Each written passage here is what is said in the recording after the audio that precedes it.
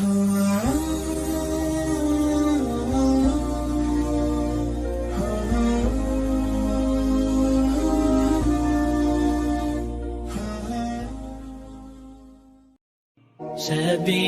الدموع سبيل مريح، تنهدى يا صاحي كي تستريح.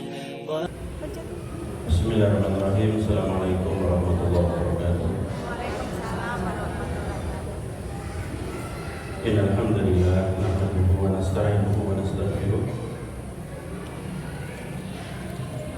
ونعوذ بالله من شرور أنفسنا ومن سيئات أعمالنا، من يهده الله فلا مضل له ومن يضلل فلا هادي له. أشهد أن لا إله إلا الله وحده لا شريك له وأشهد أن محمدا عبده ورسوله لا نبي بعده. قال الله تعالى في كتابه الكريم: يا أيها الذين آمنوا اتقوا الله حق تقاته ولا تموتن إلا وأنتم مسلمون. يا أيها الناس اتقوا ربكم الذي خلقكم من نفس واحدة وخلق منها زوجها وبث منهما رجالا كثيرا ونساء واتقوا الله الذي تساءلون به والأرحام إن الله كان عليكم رقيبا. اللهم صل وسلم على نبينا محمد وعلى آله وأصحابه ومن تبعهم بإحسان إلى يوم الدين. أما بعد. Ibu-ibu yang dimuliakan Allah Subhanahu wa taala, alhamdulillah kita dipertemukan dalam keadaan sehat walafiat dalam kajian rutin di Masjid As-Salam ini, yang insya Allah pada kesempatan tanggal 16 Agustus 2023 Masehi ini insya Allah kita akan coba melakukan refleksi tentang kemerdekaan Republik Indonesia. Ya, tentu sebatas pengetahuan saya dan pemahaman saya, mudah-mudahan kita bisa mengambil hikmah, mengambil pelajaran dari kemerdekaan yang Allah Subhanahu wa taala sudah berikan kepada kita semuanya. Kita sampai di kemerdekaan yang ke-berapa, Bu?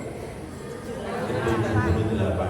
Ya, artinya kalau 78 itu diibaratkan umur manusia itu sudah banyak bonusnya. Artinya sudah S3 sampun sansaya sepuh ya. Jadi kalau 78 itu kan sudah senior. Ya, harusnya kita itu mudah-mudahan jadi bangsa yang lebih baik ke depannya. Sebagai gambaran saja, kalau kita melihat sejarah ya, Korea itu merdekanya cuma selisih 2 hari aja dari kita. Jadi Korea itu merdeka 15 Agustus 1945. Korea itu, nanti bisa dicek di Google ya. Jadi merdekanya hanya lebih cepat berapa hari dari kita? 2 hari dari kita. Ya, tapi Korea itu secara keduniaan ya, itu kita lihat teknologinya dan seterusnya lebih maju daripada kita. Kalau mereka sudah bisa bikin handphone, kita masih menggunakan handphone, betul ya? Nah, saya pernah kebetulan tanya sama orang Korea, kenapa kok mereka bisa maju? Salah satunya itu karena mereka memiliki budaya yang namanya pali-pali. Pali-pali itu artinya cepat-cepat, hurry. Ya, jadi ternyata mereka itu bisa mengejar Jepang, mengalahkan teknologi Jepang, ya, karena mereka itu orangnya nggak suka menunda-nunda pekerjaan. Nah, ini sebaliknya penyakitnya orang Indonesia. Betul nggak? Orang Indonesia itu penyakitnya adalah sek. Ayo ndang sholat, sek tala. Betul nggak itu? Ya, ayo ndang ngaji, sek tala, sek jam 8 biasanya telat 15 menit. Ya, pokoknya orang Indonesia itu kekurangannya sek gitu. Nanti. Dan ini bertentangan sebetulnya dengan Al-Quranul Karim. Ya, bertentangan kenapa? Karena Al-Quranul Karim itu menyuruh kita untuk bersegera. Wasari'u misalnya. Ya, wasari'u ila maghfiratin min rabbikum wa jannatin arduhas samawati wal ardh. Jadi Allah itu menyuruh kita bersegera untuk menuju ampunan Allah Subhanahu wa taala. Ya kan? Pernah dengar ya ayatnya itu ya? Artinya memang ketika kita jadi seorang muslim ini banyak menunda-nunda pekerjaan, maka keberhasilan pun akan ditunda oleh Allah Subhanahu wa taala. Ya, ketika seorang muslim ini banyak menunda-nunda taubat, maka ampunan itu juga akan ditunda oleh Allah Subhanahu wa taala. Bisa jadi panjenengan ini rizkinya ditunda karena sholatnya suka nunda. Ya. Bisa jadi panjenengan ini rizkinya ditunda karena suka menunda sedekah. Nanti aja di akhir bulan, nanti aja gitu kan. Sering ya kita begitu ya. Jadi kalau kita melihat dari kacamata ini saja, sebetulnya kita bisa introspeksi itu, melakukan introspeksi terutama diri saya sendiri ya. Bahwa kalau kita ingin diberikan oleh Allah Subhanahu wa taala pertolongan yang segera, maka kita jangan suka menunda-nunda kebaikan. Sebetulnya kita ini kan sedang berlomba dengan apa Ibu? Berlomba dengan ajal yang kita tidak tahu kapan datangnya. Ya. Kita berlomba dengan ajal. Jangan sampai nanti ajal itu datang kita menyesal. Karena banyak orang yang sudah sampai di alam kubur, kemudian dia di neraka, itu masih berdialog dengan Allah Subhanahu wa taala dan rata-rata mereka itu menyesal. Rabbi laula akhartani ila ajalin qarib, ya Allah, coba kembalikan aku ke dunia barang sesaat aja gitu. Jadi orang-orang yang sudah melewati dunia ini itu mereka pingin sekali dikembalikan ke dunia barang sesaat. Untuk apa? Untuk beramal soleh, untuk bersedekah, fa'asaddaqo, untuk bersedekah. Ya, wa akum minas sholihin, supaya aku termasuk orang-orang yang soleh. Sebentar aja. Saking mereka itu nyesel gitu ya. Kenapa selama di dunia ini banyak berbuat yang tidak baik, banyak menunda-nunda sesuatu. Itu refleksi pertama yang barangkali kita perlu sama-sama introspeksi kepada diri kita sendiri ya. Kalau bisa kita ini urusan-urusan kita ini jangan banyak yang ditunda-tunda.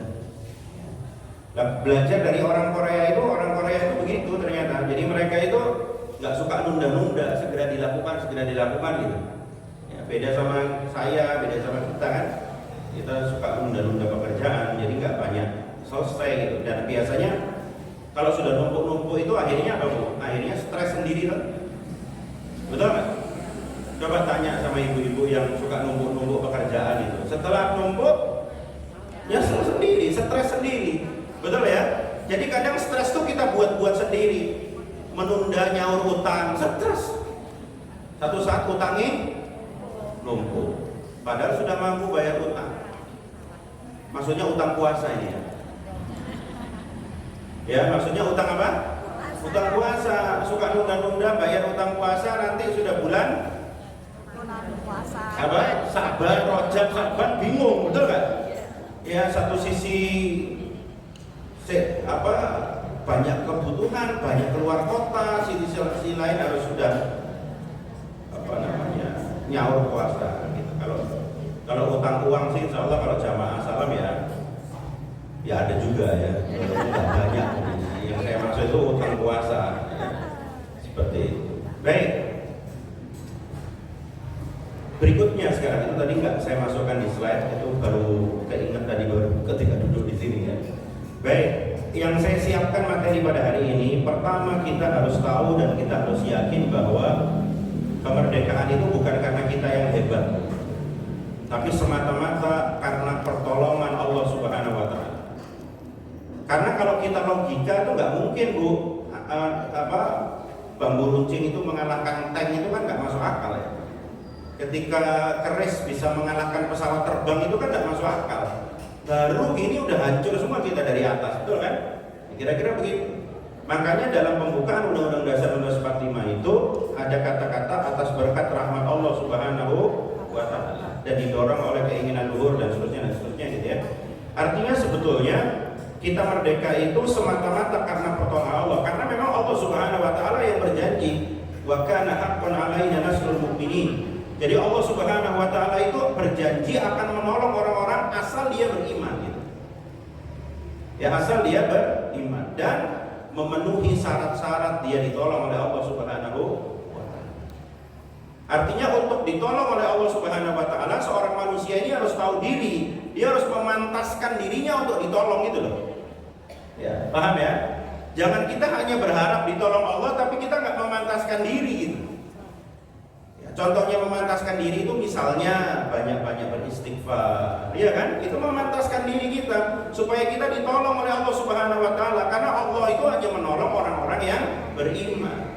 Loh, tapi kenapa kok orang, mohon maaf ya, orang kafir itu kok ditolong Allah Subhanahu wa taala? Beda. Dia itu ditolongnya bisa jadi hanya karena usahanya di dunia. Betul? Atau yang lebih mengerikan, bisa jadi dia ditolong tapi pertolongan itu hanya menjadi istidraj bagi mereka, dan itu lebih ngeri. Paham ya, ini tahu istidraj ya? Istidraj itu dilulu. Jadi justru semakin maksiat tuh semakin kaya gitu, itu istidraj. Ya, semakin nggak ngaji loh, kok saya kok semakin makmur. Nah itu istidraj. Tiba-tiba biasanya kemakmuran itu dicabut sama Allah, dia terdiam berputus asa. Ya seperti itu. Jadi hati-hati ya, kalau bergeliman kenikmatan itu kita lihat dulu. Kalau kita ini banyak dosa, banyak maksiat, jangan-jangan itu istidraj. Nah, ada satu kisah yang kita semua pasti sudah tahu. Ini nggak begitu kelihatan ya. Yang depan aja barangkali, tapi nggak apa-apa, saya ceritakan aja ya. Jadi dalam perjalanan kemerdekaan Indonesia itu kita tidak bisa lepas dari perjuangan para pahlawan. Salah satunya yang banyak saya bahas di pertemuan kita ini adalah Panglima Besar Jenderal Sudirman. Kenapa saya lebih banyak fokus pada Jenderal Sudirman? Karena banyak sekali ibroh yang kita bisa pelajari dari Pak Dirman ini. Pertama, Pak Dirman itu bukan tentara, itu yang ibu-ibu harus pahami. Ya, Pak Dirman itu adalah guru Muhammadiyah. Ya, guru di sekolah Muhammadiyah. Kenapa beliau kemudian terpanggil menjadi tentara? Kebetulan beliau itu suka kepanduan, kalau sekarang namanya pramuka. Ya kan? Kemudian beliau terpanggil sebagai seorang yang masih muda, energik, tahu kepanduan gitu kan. Akhirnya beliau ini daftarlah ke ketentaraan. Pada saat itu kita sedang dijajah Jepang, jadi tentara Jepang itu mengumpulkan pemuda-pemuda, kemudian dilatih, kemudian dikasih nama pembela tanah air, atau kita biasa mengenalnya dengan PETA.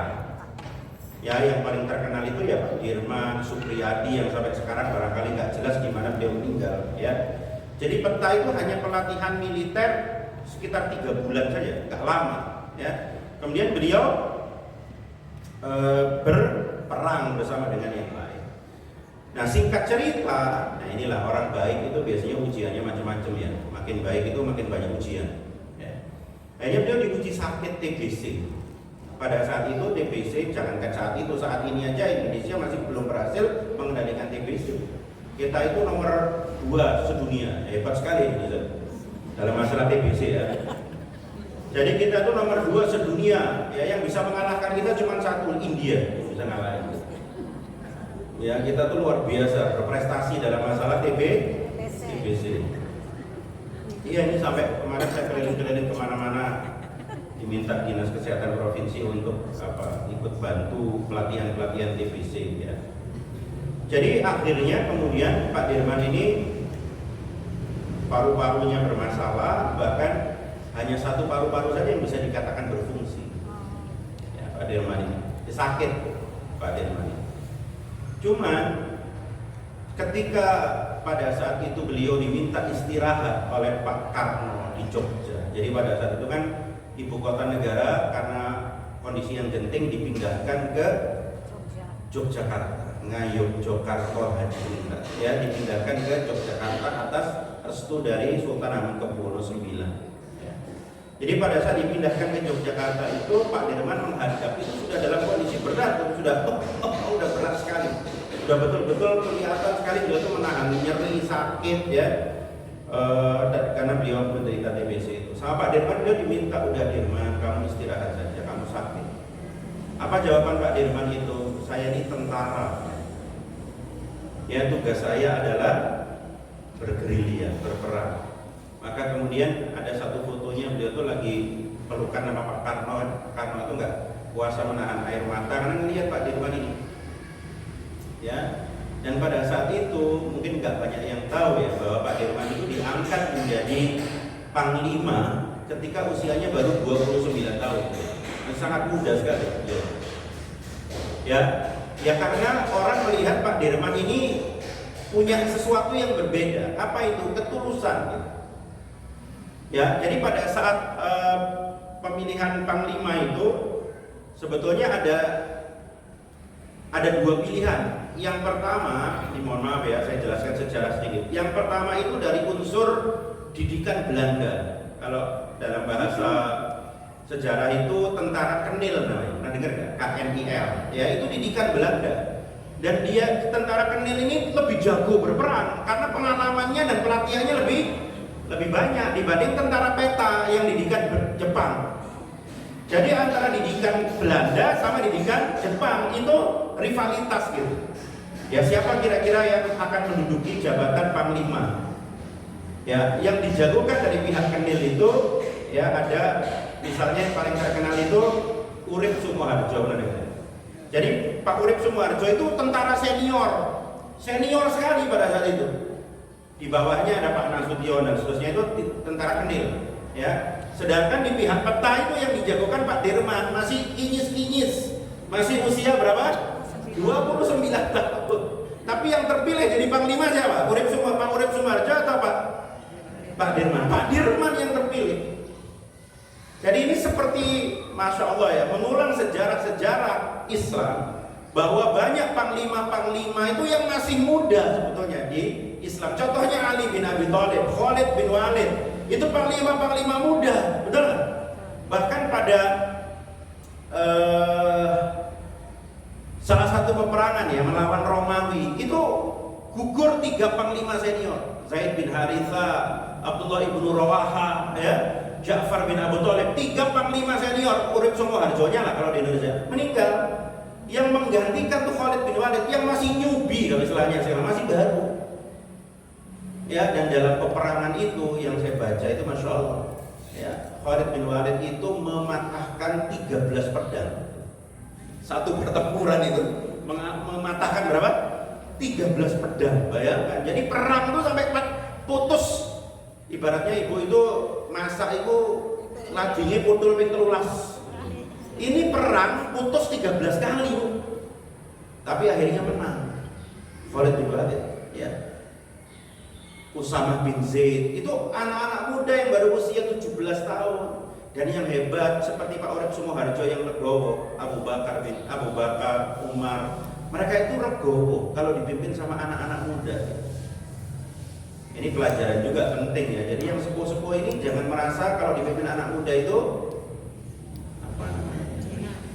Iya, direndahkan, jangan. Dalam sejarah Islam itu banyak anak-anak muda itu justru membawa perubahan. Makanya anak muda itu harusnya berperan bukan baperan. Karena banyak anak muda sekarang itu yang baperan. Tahu baperan? Baperan itu galau gitu loh. Iya, mudah untuk ceklek apa ya? Mudah untuk menyerah, mudah untuk ceklek. Nah, kalau kita melihat sejarah Pak Dirman ini kan model anak muda yang gigih, betul ya? Dan ternyata Masya Allah, kekuatannya Jenderal Sudirman itu berarti kan bukan pada kemampuan beliau berperang kan? Karena beliau tuh nggak berperang sebetulnya, beliau itu ditandu. Betul kan? Apa beliau kemudian nembaki pesawat ditandu? Kan enggak. Yang beliau lakukan itu menjaga moral prajuritnya. Makanya ada satu kata-kata Pak Jenderal Sudirman itu yang saya kutip di sini. Hendaknya perjuangan kita harus didasarkan pada kesucian. Maksudnya kesucian apa ini? Kesucian hati, kesucian niat, ketulusan, keikhlasan. Kami percaya bahwa perjuangan yang suci senantiasa mendapatkan pertolongan dari Tuhan. Jadi kenapa sih Pak Dirman itu kok pede gitu ya? Percaya diri dengan kondisi sakit itu, kok beliau tetap memimpin di garda terdepan gerilya? Karena beliau yakin kemenangan itu bukan karena usaha kita semata, tapi pertolongan Allah. Dan pertolongan Allah itu datang kalau kita ini ikhlas, tulus, punya niat yang jujur. Ya, kayak kita ngaji ini kan, ya mudah-mudahan niatnya benar semua ya. Kan dalam hati kecil nih kadang-kadang kan orang sing aku sungkan aku gak teko. Kok gak enak ambek buiku aku. Sungkan aku. Lumayan wis kok ambek dodolan pisan, misalnya. Ya, mohon maaf jangan tersinggung ya, Bu. Dodolan itu boleh ya. Tapi jangan mengalahkan niat untuk tolabul ilmu. itu bonus saja, betul nggak? Ya, bonus, nggak apa-apa kan, halal asal jualannya tidak di dalam masjid ya, di luar masjid ya. Oke, seperti itu. Jadi ketika kita ini punya niat yang positif, Allah itu kan maha melihat, maha mendengar, maha mengetahui yang lembut yang ada di hati kita. Allah tahu kok gerak-gerik hati kita itu kayak apa. Allah tuh ngerti. Ya, jadi bisa jadi Allah Subhanahu wa taala itu memberikan kemenangan kepada kita itu karena pendahulu-pendahulu kita itu punya niat yang ikhlas, tulus, enggak ketunyan. Paham ya? Makanya kemerdekaan itu sebetulnya akibat dari apa? Kemerdekaan hati kita dari dunia. Kalau saya memaknai begitu. Ya, nanti saya jelaskan. Karena ujung-ujungnya semua persoalan dunia ini kedunian, Bu. Betul nggak? Oh iya. Ya, ujung-ujungnya itu dunia, entah itu harta, entah itu tahta, entah itu wanita atau pria, betul nggak? Ya, ujung-ujungnya ya itu. Ada tetangga nggak nyapa sama tetangganya, kalau dilihat ujung-ujungnya dunia. Betul nggak? Ada anak rebutan warisan sama kakaknya, ujung-ujungnya dunia. Ada wanita lepas jilbab menjual diri, ujung-ujungnya dunia. Betul nggak ini? Ujung-ujungnya dunia. Niatnya ini loh hanya untuk dunia. Padahal kata Allah Subhanahu Wa Taala lewat lisan Rasulullah SAW, dunia itu seperti ibu nyelupkan ini di laut, di samudra, betul? Yang tersisa di jari ini dunia, betul nggak? Berapa banyak orang berebut air yang di jari melupakan samudra yang luas, betul nggak? Berapa banyak orang yang lupa hari ini di atas bumi, besok dia sudah di bawah bumi, betul nggak? Dunia ini tempat meninggal, Bu, bukan tempat tinggal. Itulah kenapa para sahabat itu berani berperang. Itulah kenapa Pak Dirman itu berani. Kenapa? Karena mereka lebih mencintai kematian daripada kehidupan. Karena mereka sudah punya rumah di sana. Ibunda Khadijah itu rumahnya berlian di surga itu. Betul nggak? Jadi mereka itu nggak ada yang takut mati. Karena mati itu buat mereka kemerdekaan. Betul nggak? Masuk ke kehidupan yang sesungguhnya. Nggak ada letih, nggak ada ngerasani, nggak ada apa gitu. Kan begitu hidup itu, ya, insyaallah kan. Nah makanya kalau kita melihat etosnya para pahlawan, kita bisa berani, kesatria, rela berkorban, pantang menyerah, cinta tanah air, gotong royong. Karena mereka punya apa basicnya? Mereka punya spiritualitas, religiositas. Makanya Bung Tomo itu kalau mimpin pidato, beliau itu selalu mengakhiri dengan Allahu Akbar, Allahu Akbar, Allahu Akbar, merdeka. Itu pidatonya Bung Tomo, karena beliau tahu sekali bahwa kemerdekaan Indonesia itu karena Allah yang Maha Besar, bukan kita. Ingat ya ibu-ibu ya, Allah itu Maha Besar, gak suka orang yang sok besar gitu. Ya, jadi kalau ibu-ibu pengen ditolong Allah, jangan sok merasa besar walaupun 85 kilo. Jangan sok merasa besar walaupun 100 kilo kayak saya ini, ya toh? Jangan sok gede gitu. Justru ibu itu kecilkan diri di hadapan Allah. Ya Allah, la haula wala quwata illa billah. Aku ini tidak ada daya upaya kecuali pertolongan darimu ya Allah. Tolong hamba, kan gitu. Ya. Ada satu doa yang saya lihat dari Al-Quran itu yang Masya Allah ya. Doanya Nabi Ayub. Cuman doa ini tidak bisa ditiru untuk semua kan, karena beliau sakit waktu itu. Jadi Nabi Ayub itu saking malunya minta sama Allah. Karena kan beliau itu baru sakit berapa bulan tapi dikasih kesehatan berapa tahun gitu ya. Misalnya sakit 7 bulan tapi kesehatannya 70 tahun. Persisnya saya lupa ya, berapa tahun beliau sehat, berapa bulan beliau sakit. Beliau tuh mintanya sama Allah itu gini, ya Allah, aku sedang sakit, hambamu ini sedang sakit ya Allah, dan Engkau adalah yang Maha Penyayang dari para penyayang. Itu doanya. Nggak minta, ya Allah sembuhkan aku, nggak minta gitu. Saking Nabi Ayub tuh malu gitu sama Allah. Ya Allah, saya ini lagi sakit ya Allah, dan Engkau lah zat yang penyayang dari maha penyayang. Udah gitu. Dan akhirnya dikasih kesembuhan juga kan?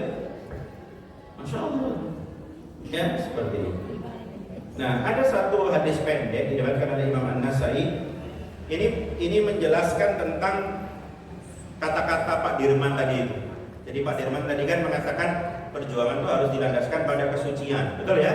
Kalau kita punya hati yang suci, dilandaskan pada kesucian, maka Allah akan menolong kita. Ini hadis ini Masya Allah pendek tapi syarat makna. Walaupun sebetulnya hadis pendek ini ada kisah panjang di baliknya. Nanti saya ceritakan ya. Bunyi hadisnya itu intas dukillaha yasduka. Itu bunyi hadisnya. Ya, intas dukillaha yasduka. Jika engkau jujur kepada Allah, niscaya Allah akan jujur kepadamu. Yang dimaksud jujur kepada Allah itu apa? Kalau punya niat itu yang jujur. Kalau pengen nolong orang ya pengen nolong orang, bikin karena nggak cuma karena pengen dipuji gitu. Kalau pengen pengajian ya pengen pengajian, jujur sama Allah bahwa saya itu rindu sama engkau ya Allah. Bukan karena ada udang di balik bakwan, atau batu atau apa. Intas dukillaha yasduka. Jadi ada satu kisah tentang hadis ini itu Masya Allah. Ada orang Badui itu orang di pergunungan Arab yang boleh dibilang itu ya mohon maaf ya secara pendidikan, pengetahuan, kebiasaan itu inilah primitif lah kalau kita ngomongnya gitulah ya.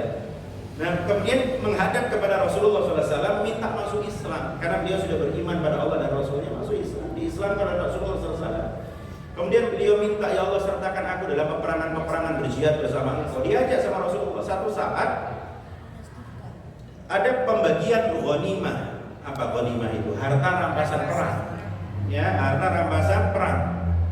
Nah, dibagikan kan sama Rasulullah. Termasuk orang Badui ini dapat jatah. Tapi pada saat pembagian, orang Badui, orang desa yang mohon maaf agak primitif ini nggak datang waktu pembagian ghanimah ini. Padahal ghanimah itu harta yang halal. Terus Rasulullah bertanya, mana orang Badui yang kemarin baru masuk Islam ikut perang itu? Dia dapat nih ghanimah. Nggak ada ya Rasulullah. Dititipkanlah pada sahabat yang lain. Dicarilah Badui itu. Ini kamu dapat ghanimah, ini amanah dari Rasulullah. Loh, saya kok dapat ini? Kaget dia. Ya kan? Nah, akhirnya dia menemui Rasulullah. Ya Rasulullah, apa ini?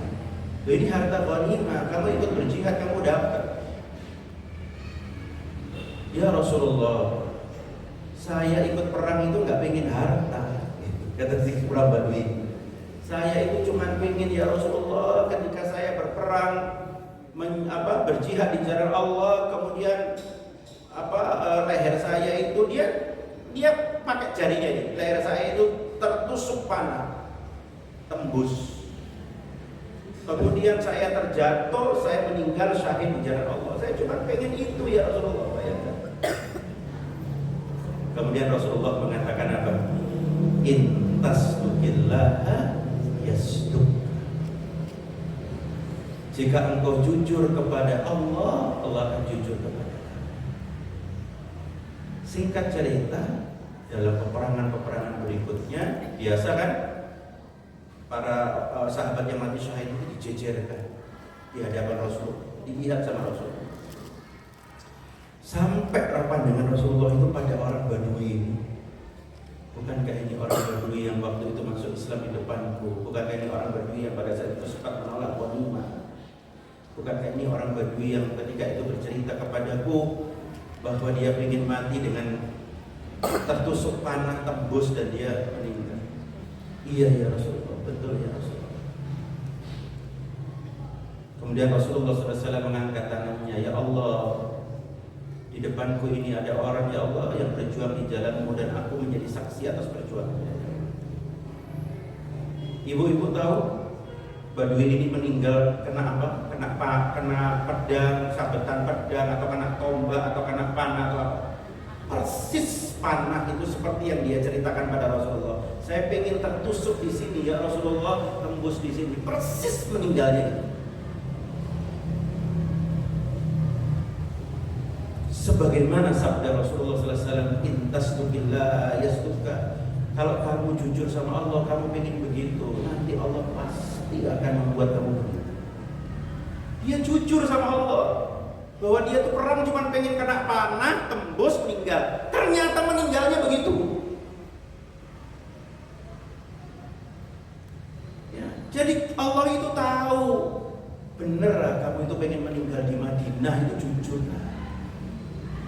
Bener gak kamu itu pengen meninggal husnul khotimah pada saat kamu ngaji di As-Salam, itu bener.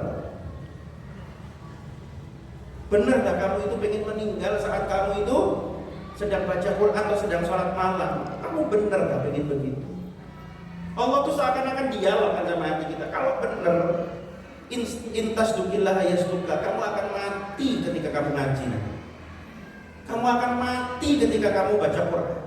Tergantung kejujuran hati kita. Bener gak ibu tuh pengen mati di Raudhah? Kalau ibu pengen mati di Raudhah, susahnya kayak apapun, ibu akan mati di sana. Ya, kejujuran niat itu penting. Dan orang nggak tahu, yang tahu hanya Anda dan Allah Subhanahu wa Ta'ala. Intas dukillah yasduka, hadis pendek tapi luar biasa. Kan begitu. Nah, jadi ini refleksi paling mahal dari seorang Jenderal Sudirman. Ya mungkin beliau tuh pengen mati dalam perjuangan gitu ya, dalam membela Islam gitu kan. Dan Masya Allah sampai akhir hayatnya di rumah sakit Panti Rapih ya. Rumah sakit Panti Rapih di, kalau Anda ke Jogja, kalau Anda ke UGM tuh depannya UGM, depannya Geraha Sabah Pramana, dan masuk keluar tuh persis di depannya UGM itu rumah sakit Panti Rapih. Yang orang Jogja mesti tahu. Meninggal di situ. Ya, dan kalau saya baca, saya punya biografinya Pak Dirman, tulisan orang UNS.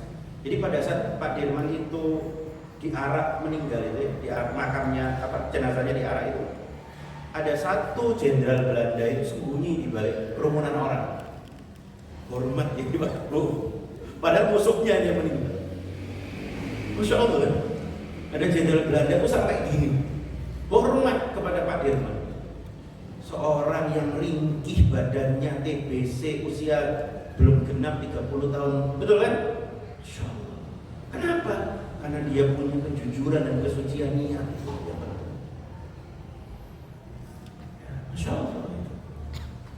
Ya, dan ya inilah kemerdekaan yang sebenarnya. Pak Dirman itu kan sebetulnya nggak pengen dipuji, nggak pengen dipahlawankan. Tapi coba lihat, yang namanya Jalan Jenderal Sudirman itu mesti jalan besar. Sama kayak Jalan Soekarno-Hatta itu nggak ada gang Soekarno-Hatta. Betul apa enggak? Nggak ada. Nama jalan Ade Irma Suryani mesti gede jalannya. Nggak mungkin gang. Di Jakarta yang namanya Sudirman itu ya jalan paling gede. Disitulah pusat bisnis, betul kan? Nggak ada gang Jenderal Sudirman. Coba aja cari di Indonesia. Nggak ada. Kalau ada gang Sudirman itu ya mesti butuh Jenderal Sudirman. Mungkin di situ ada orang namanya Sudirman zaman biyen, ya, ada Kasin apa nanti gitu misalnya. Paham ya Bu ya? Bukan Jenderal Sudirman. Jadi sebetulnya Bu, cara kita memerdekakan niat kita itu ya jangan terlalu kita apa ya? Mohon maaf ya, punya sifat-sifat tuh kayak binatang gitu. Yang dipikirkan tuh cuma perut, syahwat, yang dipikirkan tuh marah, dendam, enggak begitu. Yang dipikirkan itu adalah apa? Allah Subhanahu wa Ta'ala. Ya. Ini perlu dicatat baik-baik nih, tadi saya udah singgung sedikit ya. Ini sebenarnya materi terpentingnya sebetulnya. Bahwa Rasulullah SAW itu menasehati kita semuanya yang ada di akhir zaman ini bahwa ya, yang bisa menjatuhkan umat Islam itu justru bukan pada saat dia itu melarat gitu. Tapi justru pada saat dibukakan harta di depan mereka. Nah pada saat itu dia itu jatuh. Ya, ini ada yang mengatakan hadis. Contohnya Al-Imam Al-Baihaqi dalam Syu'abul Iman itu beliau mengatakan ini hadis. Tapi ada juga yang mengatakan ini bukan hadis. Jadi wallahu a'lam bishawab ya. Tapi semua ulama salaf khalaf itu banyak menyitir kata-kata ini karena kata-kata ini benar gitu.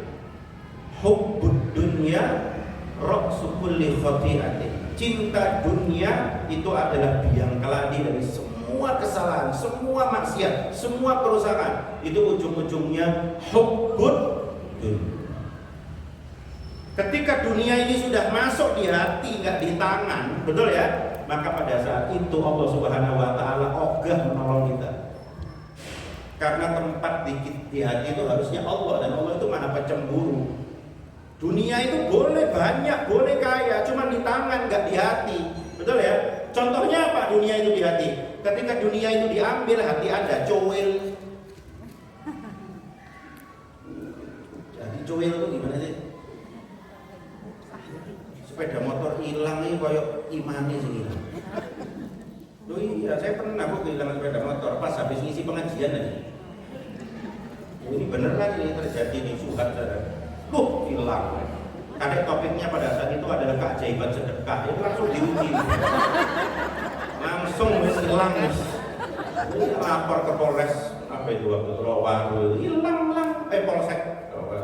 Hilang. Jadi biasa kok, namanya dunia ya. Bukan milik kita kan. Dunia itu titipan woles saya jadi wong Malang itu ya. Gimana wawaya hilang? Tapi kalau waktu sholat hilang, cengenges, kayak nggak ada apa-apa gitu loh. Kesempatan untuk sedekah subuh hilang, santai aja. Sebenarnya ini aku sedekah, nggak berusaha untuk sedekah yang lain. Sholat 2 rakaat sebelum subuh hilang, ya tenang aja. Karena itu lebih baik daripada dari dunia dan seisinya. Makanya sholat subuh, sholat rakaat al-fajri 2 rakaat sebelum fajar itu, sebelum subuh itu boleh dikodok. Ya saking utamanya, betul nggak? Kodoknya ada 2 tempat, bisa dikodok langsung setelah sholat subuh, bisa dikodok ketika sholat duha. Tinggal mau dipilih, mau kodoknya kapan? Ya, kita kehilangan sepeda motor, cowel hati kita. Kita kehilangan dunia dan seisinya, cengenges saya. Padahal 2 rakaat sebelum subuh itu dunia dan seisinya. Berarti yang lengket di hati kita apa? Dunia. Kita keriput pipi aja stres. Kita sakit demam sedikit aja langsung ke dokter. Tapi hati kita sakit, malas baca Quran, kita nggak pernah ke dokter. Dokternya hati itu apa? Majelis ilmu, betul nggak? Kalau dokternya lahiriah itu rumah sakit, dokternya hati apa? Majelis ilmu, pengajian. Nabi Isa disitir oleh Al-Imam Al-Ghazali dalam Ihya Ulumuddin. Nabi Isa alaihissalam itu pernah mengatakan, jangan sekali-kali kamu jadikan dunia sebagai Tuhan. Kenapa? Karena nanti dunia itu akan menjadikan kamu sebagai hamba. Dan panjenengan kalau sudah jadi hamba dunia, kesel tuh. Ya, dan semua masalah ujung-ujungnya hubbud dunia. Makanya Rasulullah pernah mengatakan, kenapa sih kok umat Islam itu banyak tapi seperti buih? Ya karena kena penyakit namanya al-wahan, hubbud dunya wa karahiyatul maut. Dia itu cinta dunia, takut mati. Beda kan sama dulu Pak Dirman, betul nggak? Pak Dirman sama sekali nggak cinta dunia, malah pengen mati, Bu. Karena kematian itulah dia bebas dari dunia. Kan kata Rasulullah SAW itu, dunia ini sijnul mukmin, penjaranya orang mukmin, wa jannatul kafir, dan surganya orang kafir, orang yang nggak beriman. Karena orang beriman itu di dunia ini kan seperti penjara kan, ini kaoleh. Betul nggak? Semuanya kayaknya kok cek amel sih gitu kan? Ini nggak boleh. Tapi ternyata itulah cara Allah Subhanahu wa Ta'ala untuk menguji mana orang yang layak untuk mendapatkan surga, mana yang tidak layak mendapatkan surga. Ibu, hati-hati dengan dunia, hati-hati. Dunia itu kata Al-Quran kayak mawar, kelihatannya api, tapi mari ngono. Ayo, siapa yang beli mawar di batu sepulas, gak cukup meneng. Betul kan? Sudah nggak ada lagi, rontok. Kok kayak bikin sih? kayak aku tuh kuning batu sih. Ya itu dunia, betul kan? Wah, beli anggrek di batu, wah, rontok, terus gak muncul lagi sudah. Betul kan? Ya itu dunia itu, kelihatannya wah kayak mawar. Setelah itu layu. Hati-hati. Siapa tahu yang membuat kita nggak bahagia itu kita terlalu lengket sama apa? Dunia. Ya, hubbud dunya ra'su kulli khati'atin.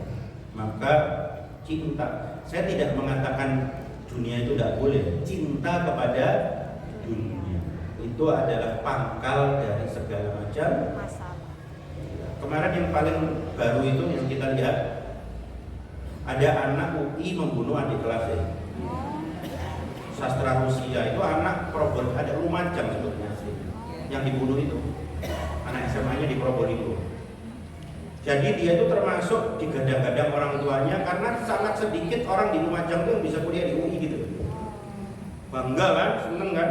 Ternyata tiba-tiba ditemukan meninggal dengan kurang lebih 10 tusukan. Yang bunuh kakak kelasnya sendiri. Setelah diurut-urut, kenapa kok membunuh? Iri. Karena adik kelasnya lebih sukses, lebih kaya. Diambil barangnya untuk menutupi sebagian utangnya karena dia ingin terjerat pinjol. Pinjaman online. Kenapa dia terjerat pinjaman online? Karena dia main kripto, main semacam saham gitu. Untuk apa? Untuk kelihatan kaya, cepat kaya, instan. Ingat ya ibu-ibu, kaya sama kelihatan kaya itu beda. Betul? Iya. Kaya boleh kelihatan kaya, tapi gak kaya. Lebih baik kelihatan biasa tapi kaya. Yang anak muda sekarang itu yang dikejar bukan kaya, tapi kelihatan kaya. Akhirnya apa yang terjadi? Mukso tuku motor Honda Jazz, padahal mampunya Honda Supra X. Sedih kan jadinya, betul nggak? Akhirnya ikut kripto, gimana caranya bisa cepat kaya, betul? Sampai akhirnya membunuh. Hati-hati bu, dunia itu membuat, mohon maaf ya, judi online merebak di mana-mana. Pengen cepat kaya? Judi online itu sekarang luar biasa loh bu. Hanya dari HP ini loh, sudah bisa judi online. Betul ya? Hati-hati itu, ya Allah. Ujung-ujungnya apa? Hubbud dunia, cinta kepada dunia. Ya, kita kalau dulu pahlawan-pahlawan kita itu cinta dunia bu, nggak ada yang bisa membuat kita merdeka. Bung Hatta itu, tahu Bung Hatta? Proklamator itu. Bung Hatta itu bahkan sempat nunggak bayar listrik air di masa tuanya, sampai dibayar sama Gubernur Ali Sadikin. Luar biasa kan? Ki Haji Agus Salim itu untuk beli kain kafan untuk anaknya yang meninggal gak mampu, akhirnya dikafani dengan taplak. Jadi kalau kita lihat pahlawan-pahlawan kita zaman dulu itu Masya Allah luar biasa kesederhanaannya. Bung Hatta itu sangat pengen, dulu mungkin terkenalnya namanya sepatu Beli. Jadi Bung Hatta itu sangat pengen punya sepatu Beli, sampai meninggal gak bisa beli. Jadi Beli tapi gak bisa beli. Coba lihat di Google ini. Insya Allah. Padahal pada saat mau menulis proklamasi bersama dengan Pak Karno, bersama dengan Sayuti Melik dari golongan pemuda itu, Bung Hatta itu nyaris gak tidur loh semalaman itu. Sering saya ceritakan kalau Ramadan. Jadi sedikit ya sebelum kita beralih ke topik yang berikutnya. Jadi kita merdeka itu di bulan Ramadan ya, ibu-ibu, ini harus diketahui. Jadi proklamasi kemerdekaan itu ditulis di rumah orang Jepang namanya Laksamana Maeda. Mungkin ibu-ibu masih ini ya, masih ingat sejarah ya. Sama di rumah orang Jepang ditulis oleh Pak Karno, Pak Bung Hatta, Ahmad Subarjo, Sayuti Melik, 4 orang itu yang paling berperan dalam penulisan naskah proklamasi. Dan pada saat itu karena puasa mereka sahur di rumah orang Jepang pas kaono sego namanya orang Jepang. Jadi katanya Bung Hatta pada saat itu saya, Pak Karno, sama Pak Ahmad Subarjo, sama saya itu sahur dengan sarden karena adanya cuma sarden di rumahnya Laksamana Maeda itu. Ya, kalau kita kan sahur kan sego apa itu, kan nggak ada nasi dan orang Jepang itu kan nggak puasa. Jadi kalau kita lihat sejarah gitu ya, itu Pak Karno, Pak Bung Hatta, Pak Ahmad Subarjo, saya dimulai itu sahur itu sebelum proklamasi itu semalaman tuh hampir nyaris nggak tidur menulis naskah proklamasi gitu loh. Ya, kami bangsa Indonesia dengan ini menyatakan kemerdekaan Indonesia. Apalagi Bu? Hal-hal yang menyangkut dan seterusnya. Saya rata-rata lupa ya. Jadi itu naskah itu ditulis pada saat bulan Ramadan malamnya sahur itu, Masya Allah kan, luar biasa. Ya, jadi ya mungkin pertolongan Allah Subhanahu wa Ta'ala. Ya, pertolongan Allah Subhanahu. Baik, yang kedua, ini refleksi saya ya dengan keterbatasan saya. Kenapa kok kita perlu pelajari ini? Yang pertama tadi kekuatan ruhiyah, semuanya adalah karena pertolongan Allah Subhanahu wa Ta'ala, kejujuran niat, kesucian niat dan seterusnya. Nah, yang kedua adalah karena ilmu pengetahuan. Jadi kesadaran merdeka itu nggak akan muncul kalau para pendahulu kita dulu itu nggak mau belajar. Betul nggak? Makanya kita mudah dipecah belah itu karena apa? Karena kebodohan. Ya, karena ditutup akses ilmu pengetahuan oleh penjajah, kan begitu ya. Sehingga apa yang terjadi? Kita tuh betul-betul nggak tahu tentang peradaban yang maju, nggak tahu tentang ilmu dan teknologi. Ya, itu sebetulnya sebab utamanya. Kita mudah sekali dipecah belah. Di samping unsur dunia tadi, apa itu kekuasaan, betul ya? Unsur keuangan, kan kita tuh gampang dipecah belah. Ya, seperti itu. Oleh karena itu, para ibu-ibu semuanya, berkaca dari kemerdekaan kita ini, kalau kita ingin mulia, maka kita harus menguasai atau mau untuk belajar ilmu. Ya, kata Imam Syafi'i rahimahullah taala, barang siapa tidak mau merasakan pahitnya menuntut ilmu walaupun sesaat, maka ia akan menelan hinanya kebodohan sepanjang hidupnya. Mohon maaf, banyak loh negara-negara yang sampai sekarang itu masih dalam belitan kebodohan, betul ya? Sehingga ya begitu-begitu aja negaranya. Nggak mau belajar, nggak mau memperbaiki pendidikan, ya nggak mau, kalau dalam konteks agama nggak mau menghadiri majelis-majelis taklim.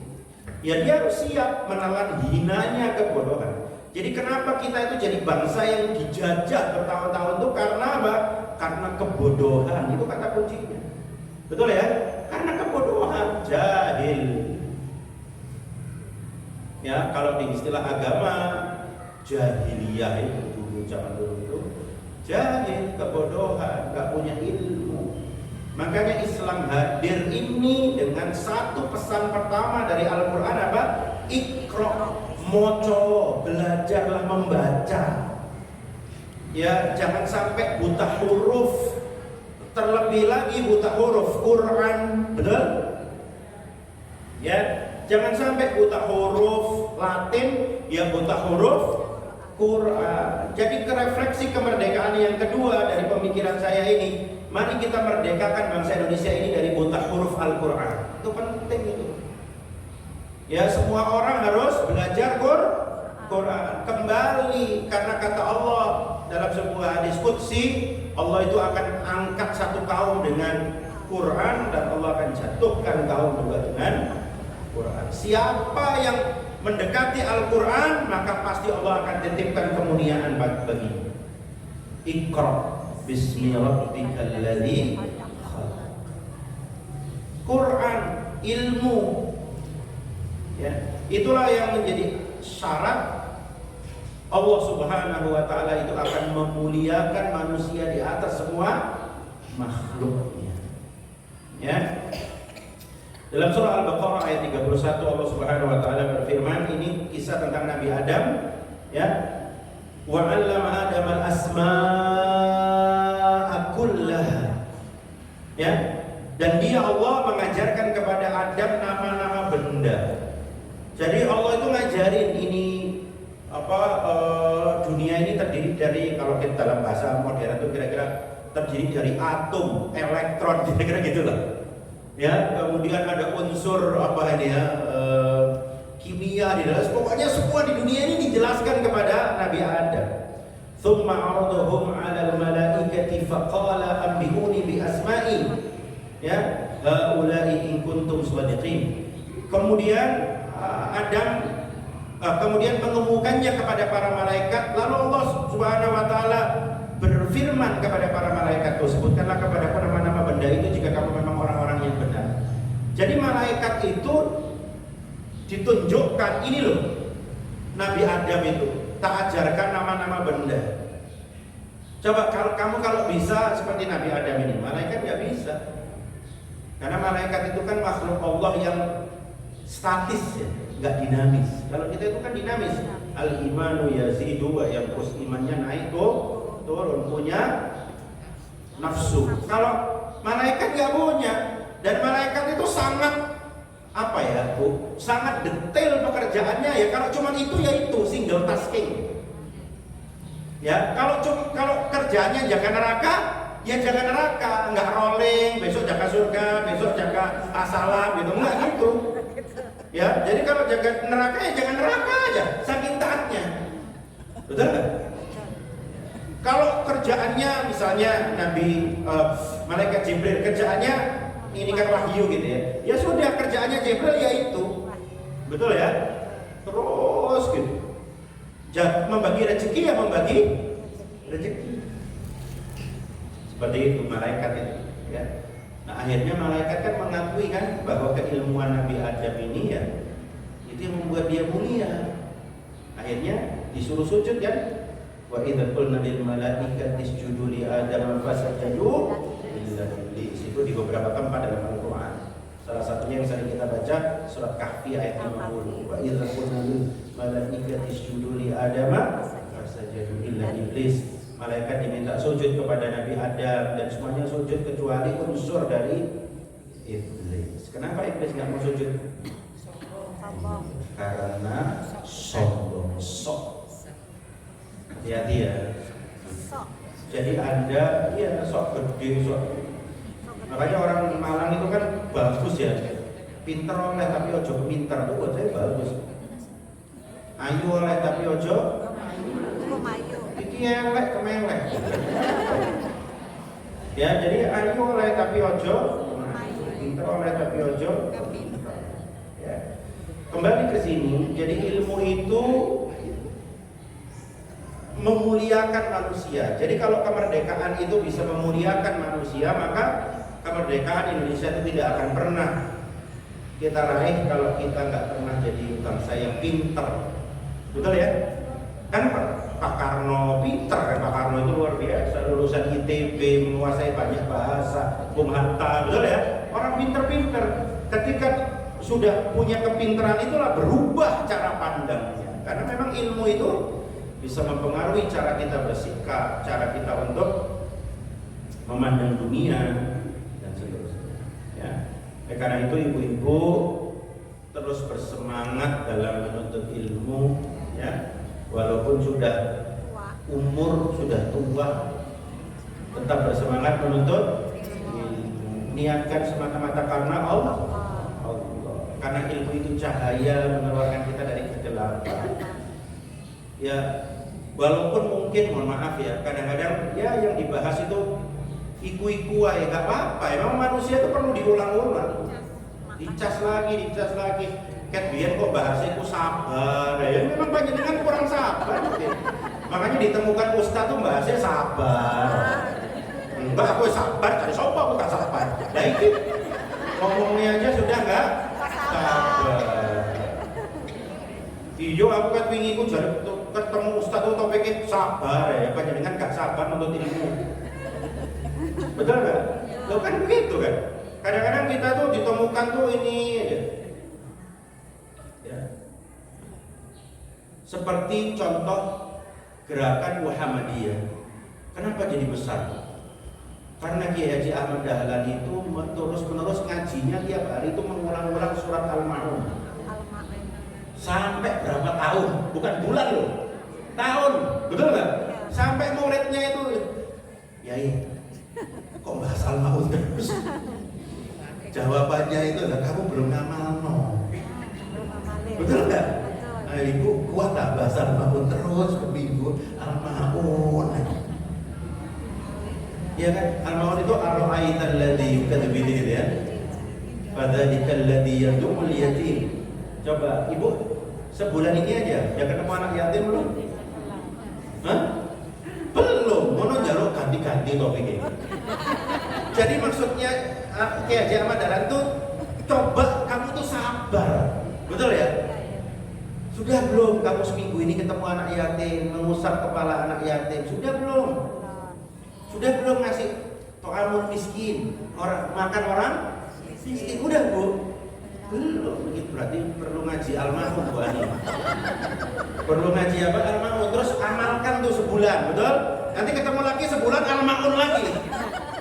Bukan Ahmad Dahlan, Kiai Haji Ahmad Dahlan kan begitu. Sampai muridnya bosen, betul ya? Coba lihat Muhammadiyah sekarang. Waduh, luar biasa itu ya.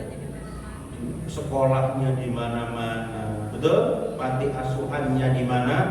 Rumah sakitnya di mana? Universitasnya di mana-mana.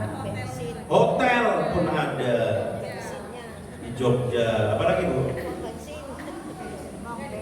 Ya macam-macam ya. Banyak. KBIH pun ada, betul? Semuanya ada. Rumah sakit, klinik, panti asuhan, sekolah, minimarket, Suryamart, ya dong, Masya Allah.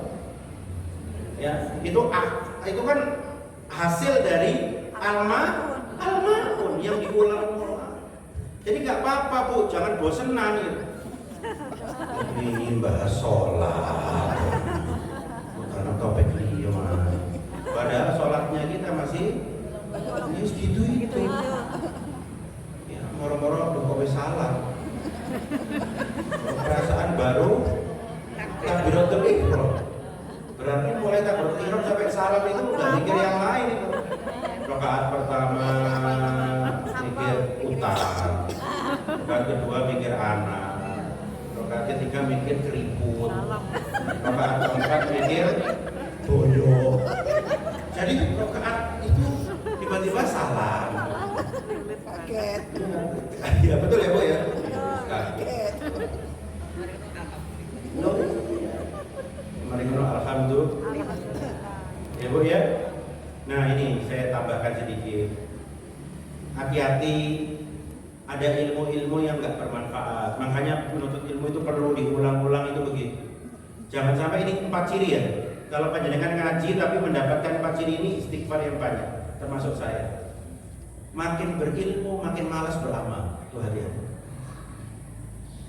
Jadi ilmunya makin banyak tapi tambah hilang amalnya. Gak tahu sedekah, arang-arang sholat tahajud. Padahal ngajinya rajin. Yang kedua, makin berilmu makin sombong. Aku loh sampai gak ngaji dah. Yo, bos, aku itu seminggu 3 kali. Nah, ada sombongnya. Yang ketiga, makin berilmu makin suka berdebat. Hati-hati. Ya. Yang keempat, makin berilmu makin kecil khosyahnya, takutnya kepada Allah. Artinya ya makin nggak takut bermaksiat. Nauzubillah min. 4 ciri ilmu yang nggak bermanfaat ya.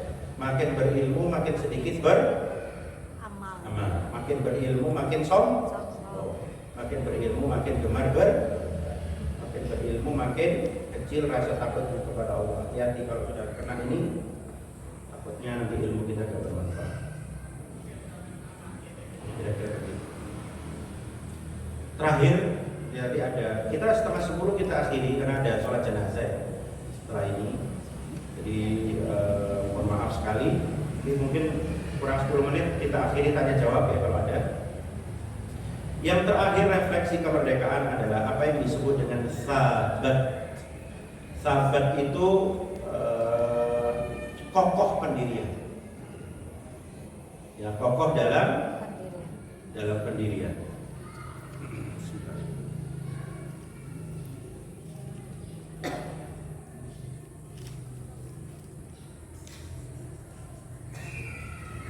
Ibu nanti baca di surat, ini tadi lupa saya belum masukkan di slide ya. Ibu nanti baca surat Al-Anfal, surat ke berapa Al-Anfal itu? Surat ke-8 ya, ayat ke-45 ya, nanti dibaca itu ayat tentang sabat gitu ya. Sabat itu artinya berteguh hati ya, yang bawa Quran atau HP bisa dicek ya. A'udzubillahi minasyaitonirrajim. Ya ayyuhalladzina amanu idza laqitum fi'atan fathbutu wadhkurullaha katsiran la'allakum tuflihun. Wahai orang yang beriman, apabila kamu bertemu pasukan musuh, maka berteguh hatilah. Itu sabat. Ya ayyuhalladzina amanu idza laqitum fi'atan fathbutu. Ya sahabat, berteguh hatilah. Wadhkurullaha katsiran la'allakum tuflihun. Inilah yang diamalkan oleh Jenderal Sudirman. Makanya beliau pernah mengatakan, karena kewajiban kamulah untuk tetap pada pendirian semula. Sabar. Ini kata-katanya Pak Dirman ini. Ya, karena kewajiban kamulah untuk tetap pada pendirian semula, mempertahankan dan mengorbankan jiwa untuk kedaulatan negara dan bangsa kita seluruhnya. Oke, karena para pahlawan kita itu punya sabar, teguh pendirian. Makanya ketika kita merdeka, apakah Belanda itu berhenti menyerang kita? Tidak, ada agresi militer pertama, agresi militer kedua, tapi tetap sabar. Jadi orang Muslim itu nggak mudah menyerah. Ketika dia berhadapan dengan musuh, dia harus punya keteguhan mental, sabar. Ya ayyuhalladzina amanu idza laqitum fi'atan fathbutu wadhkurullaha katsiran. Ya, harus punya rasa teguh pendirian. Jangan mudah terombang-ambing kanan kiri, oke, nggak punya pendirian. Ya, orang Muslim itu harus punya pendirian. Kata Pak Dirman begitu, mempertahankan, mengorbankan jiwa. Kenapa? Karena jalan kemenangan itu jalan yang panjang.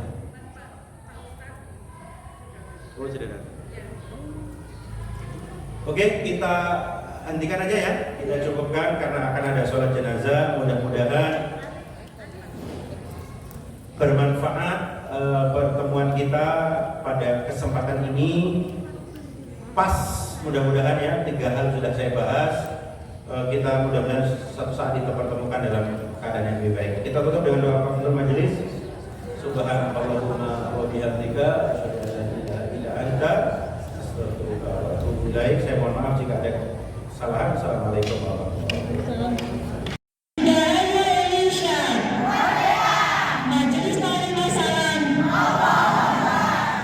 الله ربي والإسلام ديني ومحمدا رسول الله.